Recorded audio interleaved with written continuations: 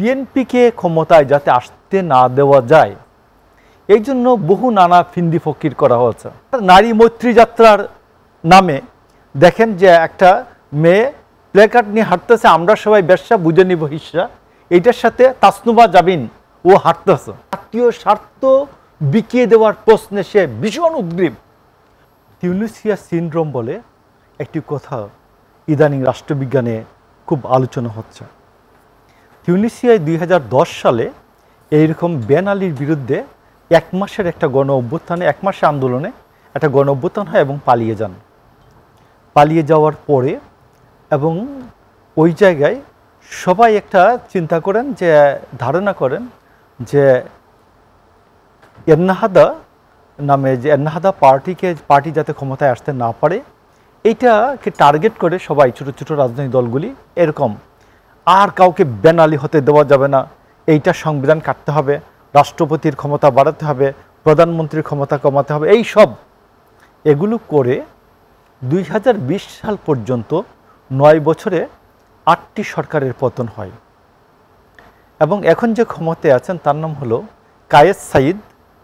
কায়েস সাইদ 2021 সালে এইরকম একজন কি বলে যে টকশো ব্যক্তিত্ব, আমাদের ডক্টর স্নিগ্ধার মতো একজন প্রফেসর ভদ্রলোক, উনি 21 সাল থেকে উনি অভিজাতদের সমর্থনে ক্ষমতায় নিয়ে উনি কনস্টিটিউশন ওইখানে করে দিয়েছেন, সাসপেন্ড করে দিয়েছেন। এখন কনস্টিটিউশনাল গভর্নমেন্ট নাই, এখন একটা স্বৈরতন্ত্র ওইখানে চলছে।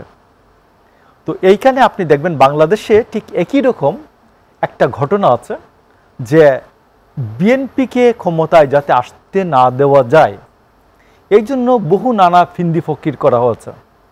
আপনি দেখবেন একটা বলা হয়েছিল মাঝখানে বহুত্ববাদ, LGBT কিউ, অথচ বাংলাদেশে যেমন কেউ লর্ডসে খেলা দেখছেন কিনা এইটা আলোচনার কোনো বিষয়বস্তু না, এখানে এই তার জেন্ডার কি এটা প্রকাশ করতে চায় না এমন কোনো বিষয় নাই বাংলাদেশে। এটাকে অনেক আলোচনা করে সময় নষ্ট করে তারপর এটা বাদ দিয়েছেন। এখন যেটা আছে আমি মনে করি বামপন্থীরা যেটা বলছেন যে 4টা মূলনীতি আছে, এটার সাথে 5 নম্বরটা যুক্ত করে দাও, সাম্য, মানবিক মর্যাদা, সামাজিক ন্যায় বিচার ও ধর্মীয় স্বাধীনতা। জি, ইটস এনাফ, গুড আইডিয়া। কিন্তু আমি আপনাকে বলি যে এইখানে আপনি বিএনপি তো এই কথা বলছে না। বিএনপি কথা না বললে আমি মনে করি কথাটা এটা ঠিক আছে। আজকে যে আলোচনাটা আপনি যেটা বললেন বিতর্কটা, এটা ঠিক আছে মোটামুটি, বিএনপি হয়তো বলবে। তো সেই ক্ষেত্রে আমি আপনি বলছি যে দেখবেন যে এই গভর্নমেন্টের যারা এই যে আজকে যেটা বলতেছে না নতুন যুক্ত করতে হবে, এরা কি করলো, হেফাজতের এখানে গিয়ে নারী কমিশনকে ব্যবসার থেকে আরম্ভ করে যা আছে কথা বলে আসলো। বিএনপি কিন্তু এটাতে যায় নাই। আবার নারী মৈত্রী যাত্রার নামে দেখেন যে একটা মেয়ে প্লেকার্ড নিয়ে হাঁটতেছে, আমরা সবাই ব্যবসা বুঝে নিব হিস্সা, এইটার সাথে তাসনুবা জাবিন ও হাঁটতেছে। বিএনপি এটাতেও যায়নি। এই যে চরমপন্থা দুটা, আমার মেয়ে বলবে যে আমি ব্যবসা হয়ে যাব, এটাকে যেমন আমি সমর্থন করি না। বিএনপি কি এই ইভেন্টগুলোকে আমি আপনাকে বলতেছি এটাকে সমর্থন করি না, আবার আমি এই নারী কমিশনকে ব্যবসা বলাকেও আমি সমর্থন করি না। আমি তীব্রভাবে প্রতিবাদ করি যে রাজু ভাস্কর্যের সামনে নারীর পুত্তলিকাকে জুতা দিয়ে পিটানো এবং তার বারবার শাড়ি টেনে খুলে ফেলা এবং শাড়ি পরানো, আমি এটাকে তীব্রভাবে বিএনপির এই ব্যাপারে স্ট্যান্ডটা কি বা মতবাদ? বিএনপির স্ট্যান্ডটা হচ্ছে আমি এই যে বললাম যে এই নতুন নতুন বহুত্ববাদ, LGBT কিউ এগুলোর দরকার নাই। তো এখানে আপনি সাম্য, মানবিক মর্যাদা, সামাজিক ন্যায় বিচার ও ধর্মীয় স্বাধীনতা, it's good enough, good enough. তো এই ক্ষেত্রে আমি বলছি যে দেখবেন এই সরকারের কতগুলো নতুন নতুন অসুখ দেখবেন। অসুখটা কি দেখবেন, বন্দর দিয়ে দেওয়ার জন্য সে বলে মেরে পিটে, বুঝিয়ে না পারলে মেরে পিটে বন্দর দিয়ে দিতে হবে।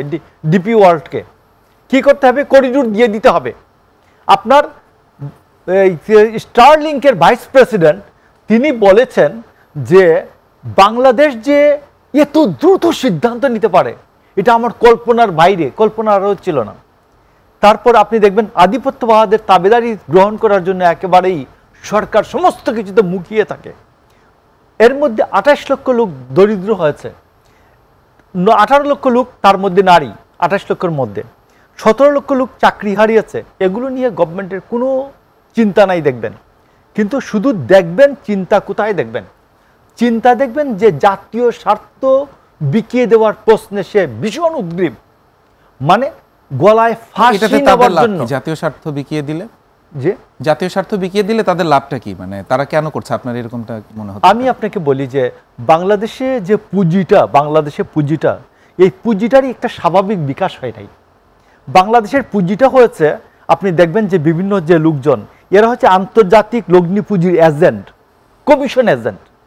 এই আন্তর্জাতিক লগ্নি পুঁজির কমিশন এজেন্টরা হচ্ছে এইখানে বাংলাদেশে ধনী, আর আন্তর্জাতিক লগ্নি পুঁজির যারা যারা প্রমোটার, মানে ক্যানভাসার, এরা হচ্ছে অর্থনীতিবিদ। জি, For that ভাই, reason, এই ব্যাপারে আমি আপনার কাছে আপনাকে আমরা একটু বিস্তারিত আমার জানবো একটু। পয়েন্টটা শেষ করে দেই। কথাটা হচ্ছে যে জাতীয় স্বার্থের প্রশ্নে গলায় ফাঁসি নেওয়ার জন্য একেবারে গলা আগে বাড়িয়ে দিয়ে এত উদ্গ্রীব আমি আমার লাইফ টাইমে দেখি নাই, যে ফাঁসি নেওয়ার জন্য গলা বাড়িয়ে দিয়ে আছে একেবারে।